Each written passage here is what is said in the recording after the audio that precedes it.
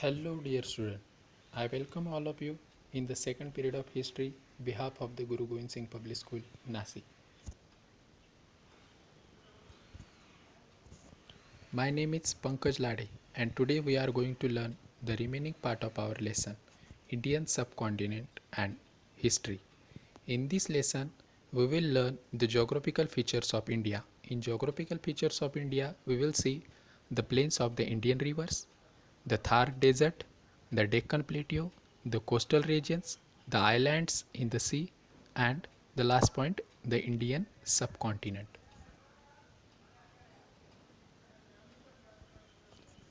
Learning outcomes.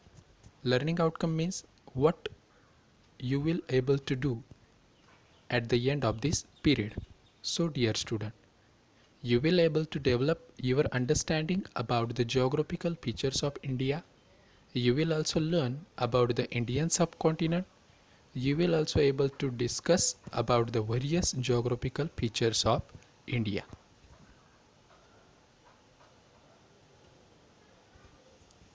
What do you see?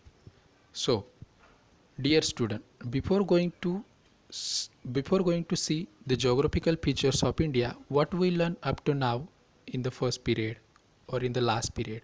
So we learn what is history, how history and geography are closely related with each other, or how geography and history are inseparable.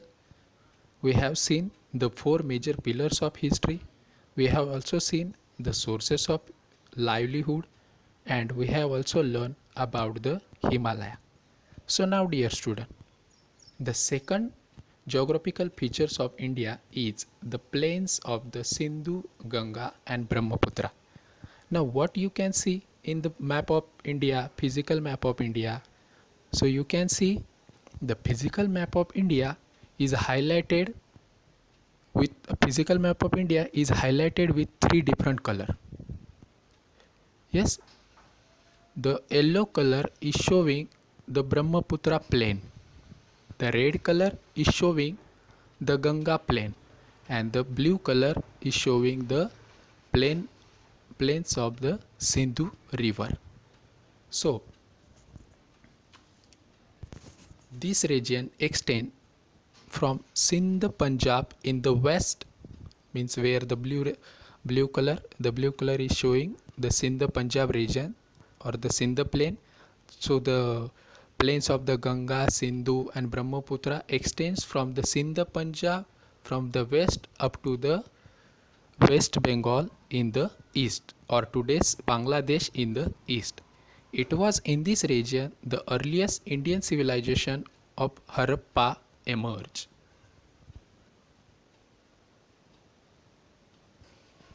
Now, our next point is the Thar Desert. You can see in the picture the Thar Desert.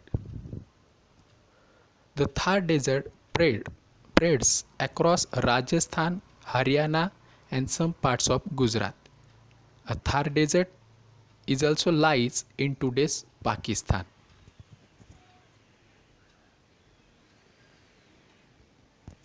Now, our next point is the Deccan Plateau. In the above physical map of India, you can see the Indian plateau is shown with brown color. Indian Plateau, or we can call it Deccan Plateau, which is shown with a brown color in the physical map of India. So the region between east and the west coast of India, which spreads up to the south, is called Deccan Plateau. You can see the region between the east and west, and the region which spreads up to the south, means up to the Indian Ocean.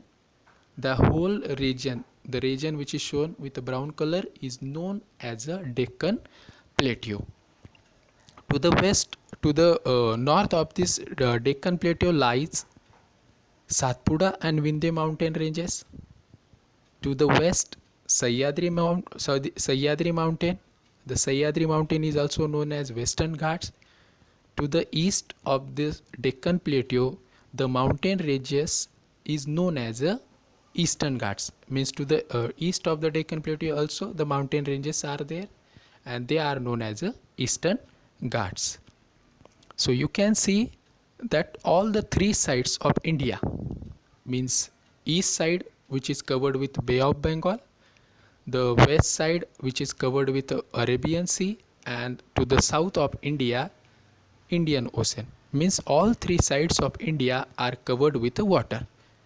So when any piece of land or any region which is bound by sea on all three sides is called a peninsula. What? When any region is bound with water from all three sides is known as a peninsula. So a major part of Indian peninsula is occupied by a Deccan Plateau. So you can see the Indian peninsula is occupied by the Deccan Plateau, or major part of the Indian peninsula is occupied by the Deccan Plateau.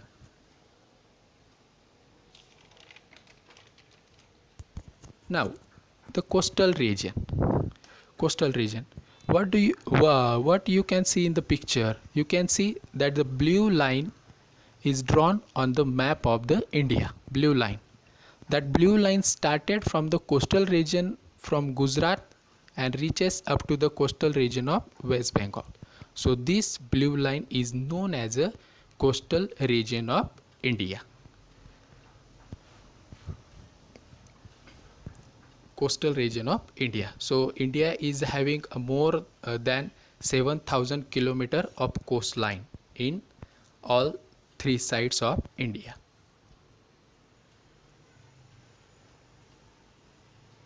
Now the next point is, or the next geographical feature is the islands in the sea. So first of all, what is meant by island, dear student? So island is a raised piece of land covered with the water from all side is known as a island. Understand? Island is a raised piece of land covered with water from all side is known as island. So Indian island are divided into two parts. The first part, Andaman and Nicobar Island in the Bay of Bengal, and Lakshadweep is a group of islands in the Arabian Sea. So islands are very important. Islands are very important economically and strategically. Now the last point is the Indian subcontinent. So what is meant by Indian subcontinent?